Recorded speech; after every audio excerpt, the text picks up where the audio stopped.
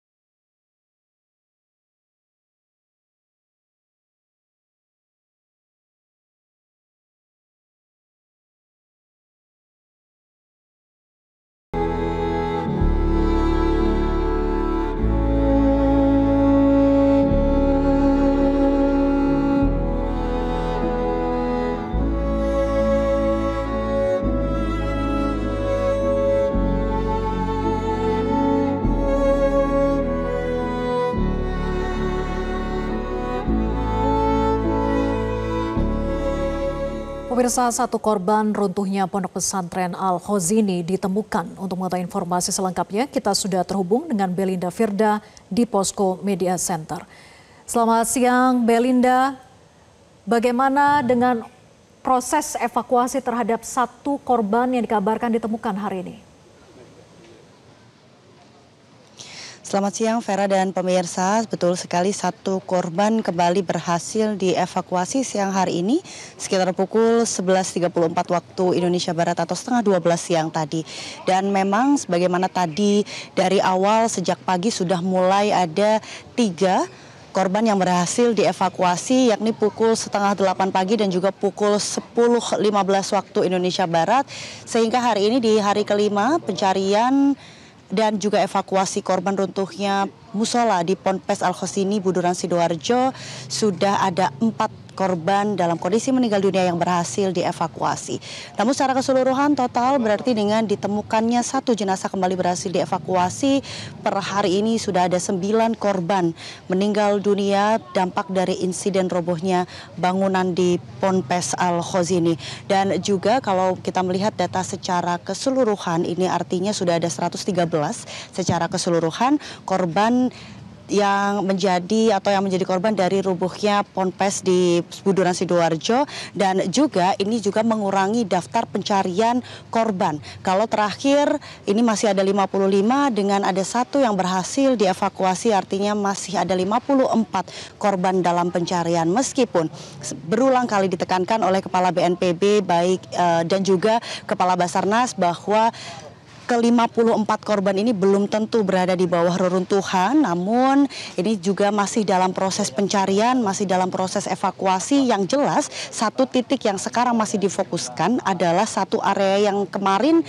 sudah terdeteksi sejak awal, masih ada 7 korban yang terindikasi tertindih di satu area. Sehingga memang kalau bisa kita gambarkan pemirsa, pencarian alat berat ini masih berlangsung di area depan, dan untuk evakuasi korban 7 yang sudah terindikasi dari 2 hari yang lalu ini berada di area belakang, sehingga ini tidak mengganggu proses pembongkaran gedung atau layer dari runtuhan 4 lantai bangunan musola ini, namun juga bisa secara bersamaan proses evakuasi korban di bagian belakang, atau tepatnya tadi disebutkan oleh Basarnas ini adalah di area tempat wudhu. Kita masih menunggu ya bagaimana proses kepastian atau proses percepatan evakuasi yang terus dilakukan, karena memang sekarang untuk proses pencarian bisa berjalan secara bersamaan, baik itu di setiap layer gedung yang terus dihancurkan dengan berbagai alat berat yang sudah beroperasi sejak kemarin siang hingga hari ini, dan beroperasi selama 24 jam tanpa henti.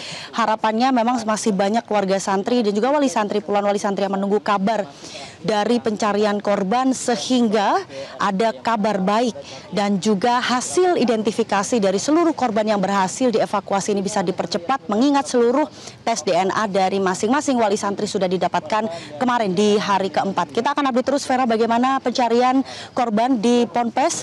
Nanti kita akan update lagi, sementara demikian kembali ke studio Vera. Ya, Belinda, dari satu titik yang tadi dikatakan sedang menjadi fokus pencarian, di mana persisnya letak tersebut, dan apakah benar memang masih ada 7 orang yang ada di dalamnya? Seperti apa upaya proses evakuasi yang dilakukan di satu titik ini? Vera juga pemirsa, memang pencarian ini tidak hanya difokuskan di satu titik saja, namun satu titik ini sudah terdeteksi sejak awal. Jadi sekitar di hari ketiga atau 2 hari yang lalu, Kepala BNPB menyebut bahwa ada 15 titik yang terdeteksi, di mana 8 korban sudah berhasil dievakuasi kemarin di hari keempat, dan untuk 7 sisanya ini berada di satu area yang sekarang dalam proses pencarian. Dan kalau 7 ini menjadi satu titik, kemudian di hari ini sudah ada 4 yang berhasil dievakuasi, artinya sementara, data sementara Vera dan juga pemirsa, masih ada 3 di satu area tersebut. Namun tidak menutup kemungkinan masih ada korban-korban lain yang tertindih, meskipun hingga siang hari ini baik BNPB maupun Basarnas ini tidak bisa memastikan berapa total korban yang masih tertimbun karena harus terlebih dahulu membersihkan. Nah, bagaimana upaya evakuasi yang dilakukan ini memang akhirnya karena kemarin masih menggunakan sejumlah peralatan yang baru tiba, ada crane untuk pengangkatan setiap layer, namun dianggap itu terlalu berat sehingga tadi malam sekitar pukul 1 waktu dini hari waktu Indonesia Barat ini mulai datang juga ada ekskavator breaker untuk mempercepat proses penghancuran setiap layer, di mana karena ukurannya terlalu besar sehingga crane ini terlalu tidak memungkinkan untuk mengangkat, karena mengingat juga areanya ini tidak terlalu luas, maka harus diubah ukurannya menjadi lebih kecil sehingga bisa dimasukkan ke dalam dump truck yang sudah disiapkan, ada sekitar 30 secara bergantian mengambil puing-puing yang sudah berhasil dihancurkan, baru kemudian dilakukan scanning di setiap layernya apakah ini terdeteksi ada korban reruntuhan. Kalau memang tidak ada, layer berikutnya akan kembali dilanjutkan untuk membersihkan setiap puing-puingnya. Namun untuk 7 yang tadi saya sebutkan di satu area ini, kalau bisa saya gambarkan ada di area belakang sehingga tidak mengganggu untuk alat berat yang beroperasi di depan.